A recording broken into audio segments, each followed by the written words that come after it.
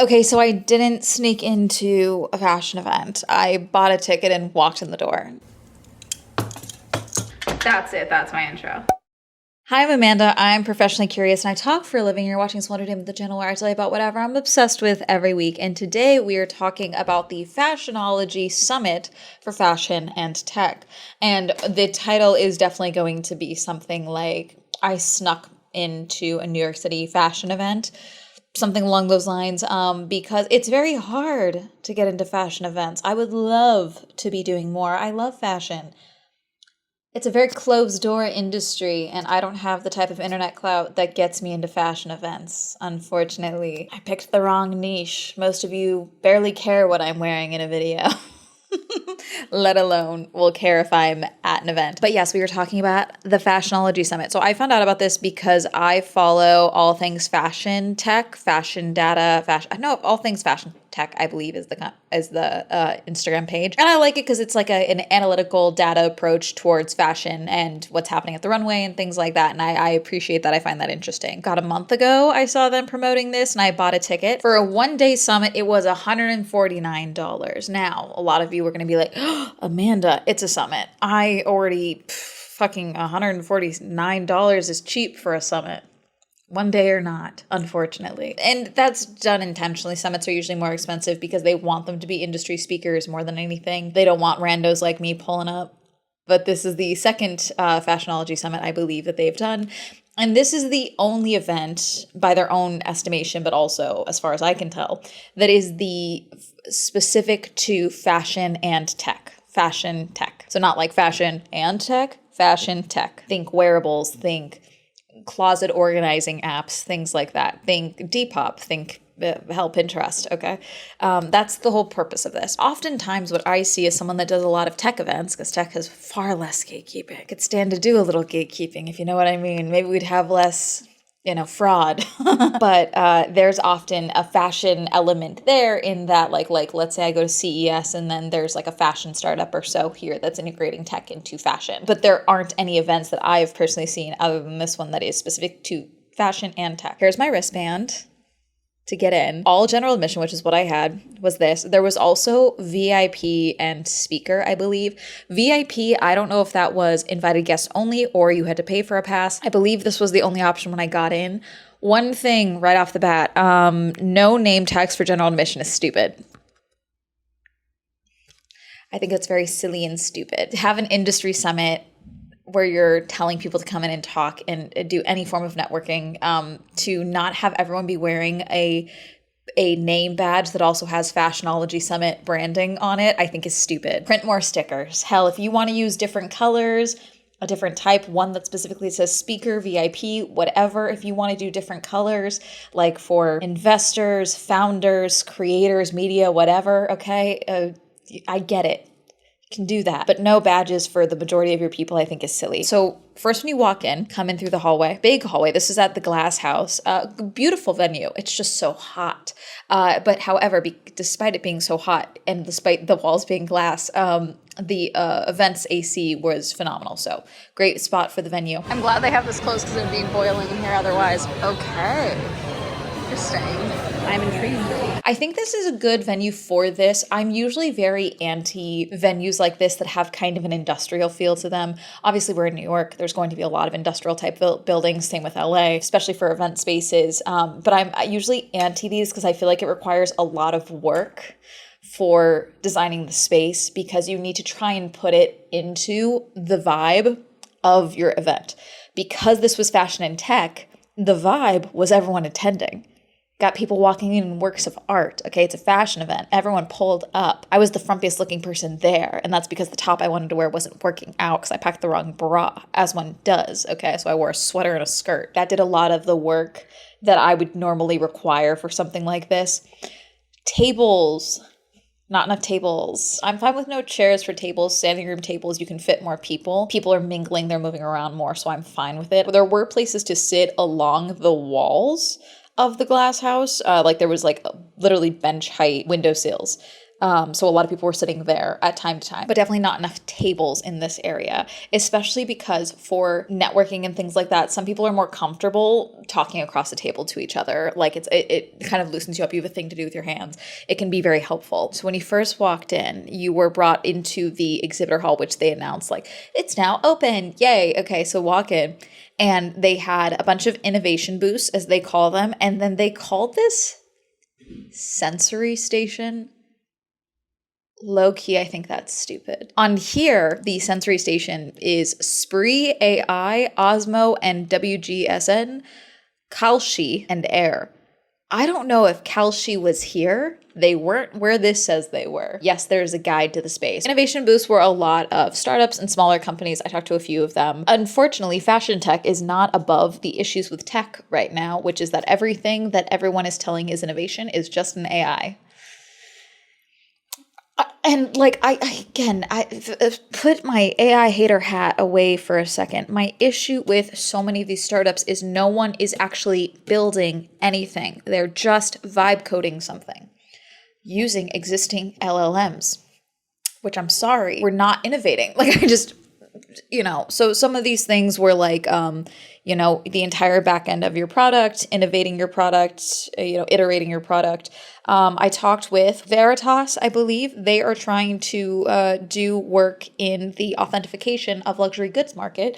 I think I talked with their founder for a bit. It was really interesting because what it is it's literally tech. It's a chip that is they can work with designers and companies to implement this tiny little tag into the design of the item, and then you take your phone, scan it. They had a Birkin there, scan it, and you can either pull it up on an app or on the website, even without having the app, which I do appreciate. It worked without me putting in my information. Already groundbreaking in 2026. And it shows all of the details about the item and everything like that. And it also guarantees that the item is authentic. And I think that that's very interesting. They also mentioned that they are working with not just bag designers and such, but they are also working with clothing companies and jewelry, which jewelry is one that I am very curious about. I wish I would have asked more questions about, because jewelry, we are seeing, at least in particular with Cartier and Van Cleef, the amount of knockoffs and duplications they have is so rampant that at least Cartier specifically, certain items they will not authenticate anymore.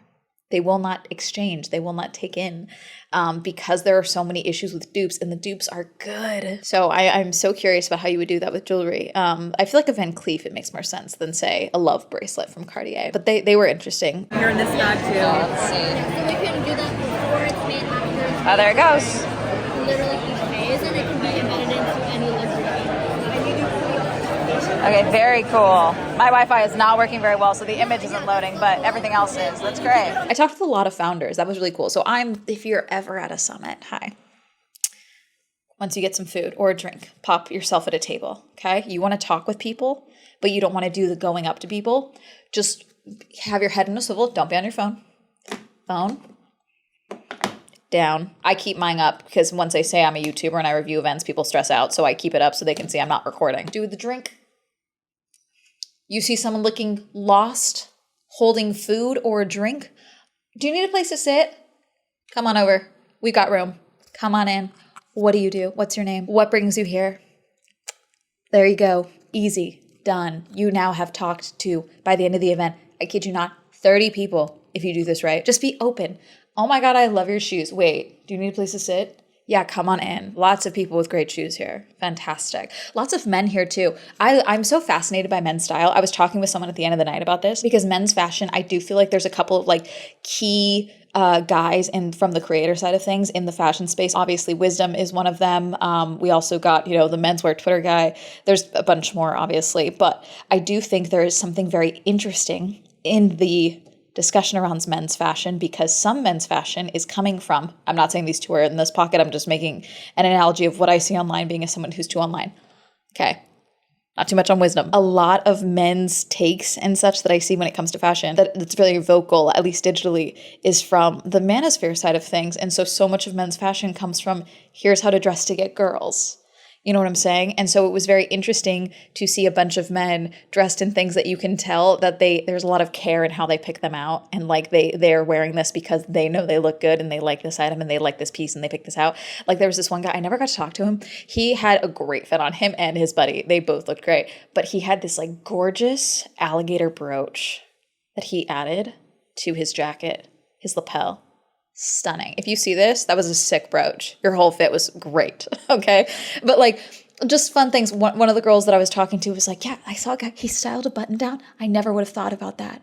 It looked incredible. I didn't even see it. She tried to point it out to me, but I couldn't see it. But like, that was just fun, you know, like seeing a bunch of different people and how they style things and like, yeah, it's vintage. This is where I got it. One girl was in this all monochromatic green look that looks sick, you know, like just very fun. One girl, I was like, I'm sorry, I love your shirt. It was like this beautiful sequin top. And she was like, thanks, I stole it from my mom. I was like, totally valid. You know, we were talking with her, you know, so it's like, this is totally an event where, you know, complimenting someone's outfit is a great segue into a conversation because it's a fashion event. Everyone wants to talk about their stuff and what they're wearing, which is great. I never got coffee. There was a coffee spot. The line was always insanely long, and then the machine broke. So they wrapped it up, and was honestly, as soon as the coffee machine wrapped up, I think a lot of people left. I did leave before the end of the event. I do try not to do that. However, like I said, the rain was going to hit, and I walked from the glass house to my hotel, and when the event ended was when the rain was supposed to hit. And sure enough, literally before the event ended is when the rain started here. So I made it back. I timed it perfectly. I am correct in my assumption. Plus the event at Most Self was wrapping up when I left. But anyways, so first talk of the day, the event opened at 12. There was apparently a VIP brunch that started sooner. Obviously I did not get into that. I'm not a very important person. I just play one on YouTube. They did an opening little segue with co-host. They got a show of hands, like who's in the room, who's a founder, who's an investor. And it was funny because no one raised their hands for the investors. They were like, oh, I see what you're doing. You're hiding from the founders in the room. Which is, again, where it would be helpful if we had name tags. Just saying. Then it went right at 1 p.m. into trend forecasting today. I was in for that one. I kind of skipped around because there was just some panels that I just was not interested in. I went to trend forecasting today, the art and science behind predicting trends and applying them to campaigns. I was talking with someone later, Simply Fiber. I was talking with one of them and she was like, do you do trend forecasting? I was like, no, I just know a lot. She was like, people should like pay you to talk to them. You gave me like a bunch of ideas really quick. And I was like, I'm too online. And you're right. No one pays me enough to talk to them. You're so right.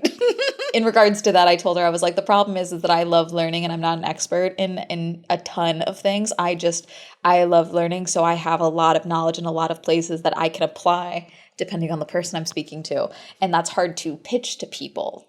I'm the person you want to meet at the cocktail party after the function. I'm not the person that you can bring in front of your board to be like, we need to give her money. Hard to monetize that. Just so witty and charming. Anyways, so this one was a fun. I like the trend forecasting panel. They talked about, from the brand side of things, how difficult it's become to trend forecast and the troubles that come with Gen Z because, like we've always talked about, our trend cycles are so rampant. But they brought up a really good point, which is that the trend cycles also, it's very difficult with Gen Z because online we say one thing and then do something else, i.e., we care about the environment, and yet a bunch of people are buying fast fashion. Skipped emerging shopping behaviors. Sorry. It was agentic shopping, virtual try-on, and live shopping plus. A lot of the companies that were there were in this vein, so I get it. Skipped that, walked around a little bit more, got food at this point. I will say, one of the best. Free included lunches, like including lunch for $149. Pretty solid, great lunch. I got the chicken, the kale salad, and the sweet potatoes, and it was like toasty. It was good. They did run out at a certain point, but they had so much that I'm curious how much they were able to actually keep it going. God, would you rather run out or have too much? I feel like you'd rather have too much, but then you're paying for too much. And then it's like, okay, well then next year you're not going to pay for enough. At least next year you'll need to order more. So there's that. They also had drinks, free drinks. They had a bunch of food and beverage partners, which I do think is interesting. I would be curious if they would have had a better, more of a presence there. You know what I'm saying? But a couple of snacks there were some free snacks that I got there that were great from their giveaways that I ate them all. And then I went back for more and they were gone. At about 6, I think is when they ran out of everything. And I mean, we were down to water. I went to the influence economy because of course I did. Empowering trendsetters and creators to be your biggest advocates. Talking about content creation, talking about, I believe it was the woman from Shop My. I'm fairly certain it was her. God, it's going to suck if this was not her. But she was talking about how brands want to do the brand partnerships, i.e. a sponsorship, because they want complete control of the brand. However, with affiliates, sure, you give up that control, but then you could be getting sales and driving sales from someone that you may not even think is a huge sales driver. And she talked about how how on Shop My, they have people that have a private Instagram account, but everyone that's in that account, they're buying from that person because they truly believe they're a curator of taste and fashion. And so like one link from them could drive 40 plus sales, whereas you get influencers with 2 million followers that can't do that anymore, So it was very interesting to see it from that perspective as well. Shop My is something that I do have. I don't utilize it enough. I know. I popped into a little bit of wearables worth wearing. I love jewelry. I don't like wearables. I did have an Aura ring. I've done a video on Aura ring forever ago. And then eventually it stopped charging. And then I stopped wearing it for a little bit. And then I realized that my attitude towards my health actually got healthier. Because I thought it was unhealthy to be tracking my sleep numbers. I don't wear a ton of wearables. I mean, wearables also, a watch and such. So there was a glasses company that was there. They never seemingly went back to their booth after their talk, which they could have been mingling. They could have been talking with people. I totally get it. But their glasses is not like meta glasses, like cameras.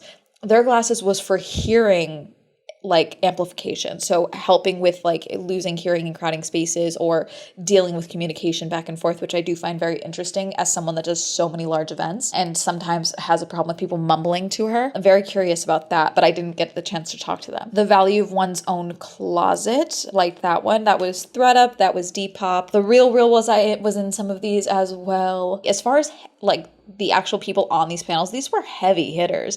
This is the CEO of Fashion File. This is, high up at ThredUp, high up at The Real, high up at Pinterest, Shop My, and then the fashion publications that were running the moderation, like great presence here. I almost wish there was just more of a presence of that with these people mingling more, like not to say that they didn't mingle, I don't know for certain, but like more of a concerted effort with encouraging mingling in the expo area. Also, all of this was on my every seat, big seating area. This was also on the seats, little notebook, and a branded pen.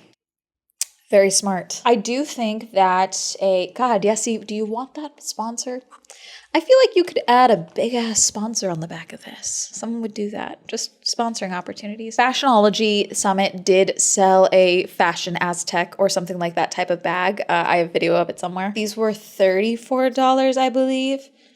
I feel a free tote bag on the way out is worth it. You'll see some people with tote bags. Some of them were from the brands. I didn't take any of them. And then their silver bags, I believe, were VIP gifts. I didn't see anyone else with those. So I believe that was VIP or speaker gifts. Some notes I took, like I said, the name tag thing I'm sure is in here. Oh yes, the sensory guide I do still think is silly. Because I was like, oh, I'm sorry, I saw the sensory thing. They had a perfume company there, sure. Then there was Erewhon, but it was Air was the actual company. And then there was, I think it was Fashion X. They came a little late, not too late. Like the event had already started when I saw them. They were still setting up. I feel like we could call this something else. Sensory area seems silly. 631 million active monthly Pinterest users, by the way. Crazy. As a content creator, if you're not putting things on Pinterest, I do think you are missing out. Same with brands. If you are not engaging with Pinterest, I do think that is a mistake. Discovery is always a very visual experience, which is why Pinterest does so well. A lot of people don't have the words yet to describe what they want, so the visual of Pinterest is important. Oh, the most responsible thing to do with your money is to buy a Chanel bag. Sarah Davis of Fashion File. This was a joke, by the way. This was said as a joke. It was talking about this was the, the value of one's closet and the resale market and reselling your items. And every brand across the board, if you hold it long enough, it can regain in value depending on, especially anything can become trendy at any time. So the Chanel bag is a joke, but they did eventually talk about, fashion as a stock market, and there's been a lot of discussion. I don't know if I can maybe find an article about this, but there has been a lot of discussion about, luxury goods being the better investment than some S&P 500 predictions, I believe.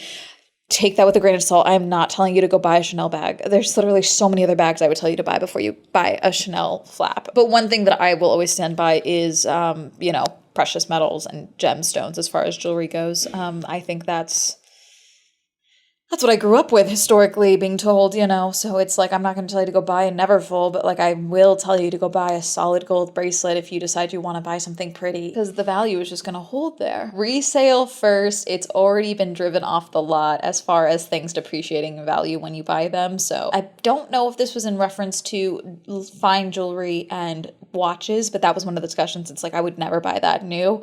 I would only buy it secondhand from someone. Oh, I did not know this. The Real World moves 1 million SKUs a month. I guess I'm not shocked. I've been, again, browsing the Real. I know I'm not supposed to, but I am. The new arrivals, it's like, if I'm scrolling through the new arrivals for too long, it's too late. They've already added another 20, so I'm not shocked, actually. A lot of tech people were here because it's Tech Week in New York, or just finished, I believe. And so a lot of people were here for Tech Week and just added this to their lineup, which obviously makes sense. And then a lot of fashion stylists, lots of fashion founders. Again, a lot of people using AI. There were definitely other creators that I saw. No one I spoke to was like, oh, I'm trying to be a creator though, or I'm a creator, which I did think was interesting. Like I said, I met a lot of founders, met a lot of people in the business. Ooh, they did something that so many events don't do. You guys did not have the music too loud. Thank you. Every networking summit, type event that I go to, it doesn't matter if it's business, it doesn't matter if it's tech, it doesn't matter if it's outdoors, it doesn't matter what it is, they always blast the music. Every time. And it's always where it's like, do you want people networking with you or not? Like, I get it, you want to hire a DJ because you think that's like trendy and cool, and like every millennial putting on an event for some reason wants a DJ there. Just blast some music, it was fine. Her Diet Pepsi at one point, it was fine. It wasn't too loud. This is a big space. It fills up quickly. It's already loud because everyone's talking. It's going to be worse if we're yelling at each other. No one likes an event that they lose their voice by the end of it unless they are making deals. They were talking so much, they were shaking so many hands, they were making deals. No one likes it when the reason they lose their voice by the end of the event is because they were yelling to talk to people and then they couldn't hear them. So many props to that. Again, it's a one-day event. There's nothing crazy. I already knew this video was probably going to be short, but I did want to talk about this because, again, first type of event of this style, and I do think this is going to be very interesting to see how this continues, because I do think in the ever-growing digital and tech-based world that we are in, more events with blank, tech, I think are going to be popping up, and it makes sense. You could be the person to do that event. Fashionology, I do think, is interesting. And again, they had great people here, like speakers wise. Again, name tags. The name tags thing I just think is egregious. Whose idea was that? Give everyone a name tag, because then otherwise, unless your logo's in the photo, every photo from your event could be from anywhere. But if I have a name tag or a cute little like lanyard with my name on it that I slap a name tag onto with Fashionology on it, that's yours. I think a name tag is important. Also, you're talking to so many people, you're going to forget names. Thankfully, I got everyone's LinkedIn. Otherwise, I'd forget every single person's name that I spoke to today, because it's a lot of people, it's a lot of talking, it's a lot of rooms. The room shape itself was a little wonky. However, they utilized the screens and they turned the screens on with the broadcast. Where is that footage going, by the way? Because there were talks that I left, and I would have liked to have seen the retail investment thesis, which was the last talk of the night. But like I said, I was going to leave because frame. And so I would have liked to have seen that. Curious where that footage is going to be, because they did make a joke about it being recorded. I hope I get a link because I bought a ticket. We'll see. Or if there's a place I can utilize that footage, I would like to see it. Not utilize it. Watch it. Sorry. Utilize it in with my eyeballs, I mean. Ocello, AI-powered marketplace listings for fashion brands. Lots of like, oh, don't take product photos. We will generate you a photo with AI. Side note.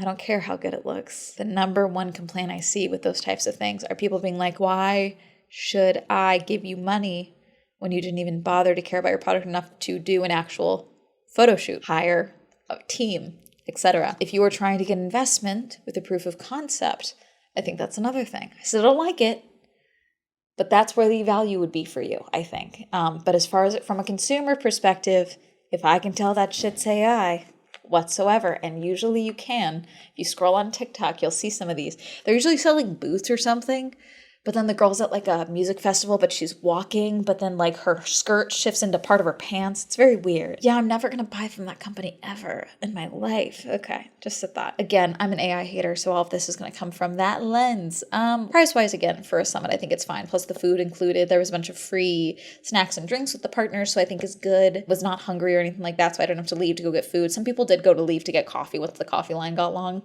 Low-key, I think the answer is 2 coffee carts next time. I think that's the answer. It's a long day. It's a long event. 12 to 8. It's pretty solid. Maybe you guys did do this and it's just not on the schedule. Because a lot of people around 5-ish is when people started dipping. And by dipping, I mean even like I said, the coffee company packed up. A lot of people started leaving. One of the exhibitors, I believe, left as well. A few people just kind of started winding down. I think doing a secondary light bites at like 5 p.m. would keep people around and networking, just so you don't lose the crowd. You know what I'm saying? I think that would be good. And that's something that's just like a, hey, do you want a cookie? Like a late, like the people that stay at the wedding too long. You know what I'm saying? Like, guys, we have a cookie bar with milk and almond milk and blah, blah, blah. You know what I'm saying? I'd be like, oh my God, a cookie bar, that's so cute. Let me take a photo. Get a photo of me with my cookie. You know what I'm saying? Dead serious. It will keep people there. Kind of like a dessert. I think that'll keep people there, and then you get more talking, and then you get more networking and such. But overall, very much enjoyed myself. Would definitely go again. And yeah, that's kind of it. Were you at Fashionology? I did meet some of you there, which is very sweet. It's always fun to before, like, I wasn't sure if it was you. I was like, I'm everywhere. Very nice to meet y'all. Everyone looked lovely. Were you at Fashionology Summit? Did you see me and not say hi? Did you not think it was me? Because why would Swell be at a fashion event? I'm everywhere. What are your thoughts on fashion and tech? What industry do you think is really going to go headfirst into the tech marriage next? Let me know. Comment down below. Reminder, I stream on Twitch. My Swell Entertainment is now available on Spotify. Reminder, go Girly Bob. Go if you like some more car and motorsport content. Shout out to my channel members. Thank you so much for supporting me on channel memberships. If you also like support my channel memberships, you can join down below to like my social media that will appear. And that's me. Have a lovely day. Goodbye.